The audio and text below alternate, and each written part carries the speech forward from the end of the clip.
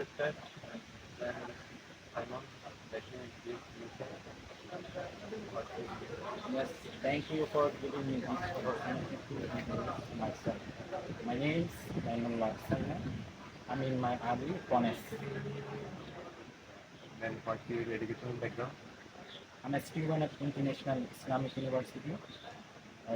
I'm doing in my B honors English in first semester. Tell me about your family members. I belong to a nuclear family. My parents and then I have one brother and one sister.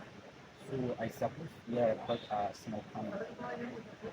Then tell me about the house where you live and celebration.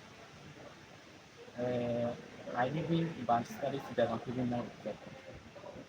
I grew up. So, what are your hobbies? What do you do in your free time? I'm in my free time. I'm an enthusiast for learning niche. This is enjoyable for me. Yes.